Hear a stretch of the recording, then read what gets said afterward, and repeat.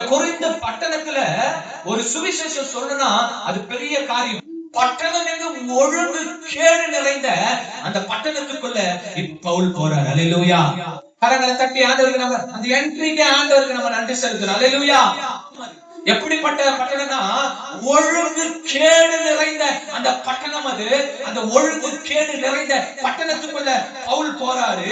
Corinth சபையின் இந்த சீர்கேடும் உருவாயிருந்தது. சீர்கேடு நிறைந்த அந்த இடத்துக்கு போன பவுல் அந்த இடத்துல சபையை நிறுவினாரு. அந்த சபையை நிறுவன பிறகு சபையிலும் அதே சீர்கேடுகள்,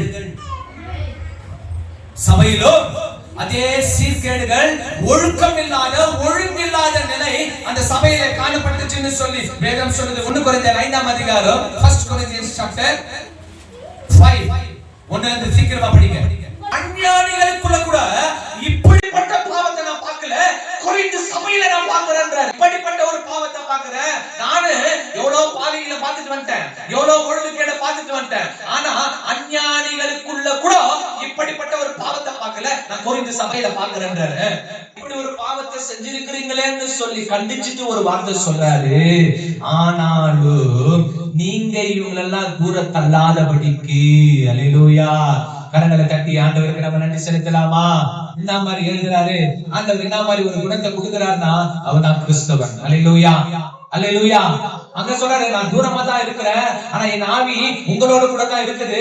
நீங்க அப்படிப்பட்டவங்களா இல்லாதபடிக்கு அவன் அநியாயம் செஞ்சுட்டான், அவன் என்ன பண்ணாதீங்க, தூர தள்ளாதீங்க. ஆமென். ஆண்டவராக இயேசு கிறிஸ்து அவர் வரும் பொழுது அவனையும் ரட்சிக்க அவர் வல்லவராய் இருக்கிறாரு. இப்படி தூர தள்ளாதன்னு சொல்றாரு. அந்த சபையில அப்படிப்பட்ட ஒரு காரியம் ஆகும் பொழுது கூட பவுல் என்ன சொல்றாருன்னா, கிறிஸ்துவுடைய அன்பை அவர் எடுத்து கூறுறாரு. அப்பா, எல்லா பாவிகள் தான், எல்லா பாவிதான், எல்லா சுத்தம் தான், ஆனாலும் அவனை நினைவு கூறு.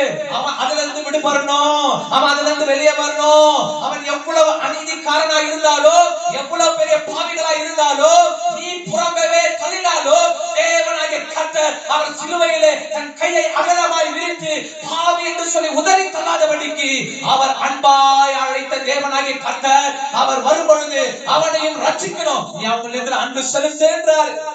அல்லேலூயா. கரங்களை தட்டி ஆண்டவருக்கு நம்ம நன்றி செலுத்தலாமா? முடியுமா?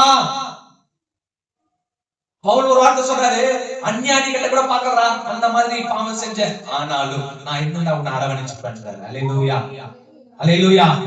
ஆனாலும் நான் தூரமா இருக்கிறேன், பரவாயில்ல, நான் தூரமா இருந்தாலும் என் ஆவி உன்னை நினைச்சு நிக்குதுன்றாரு. அல்லேலூயா.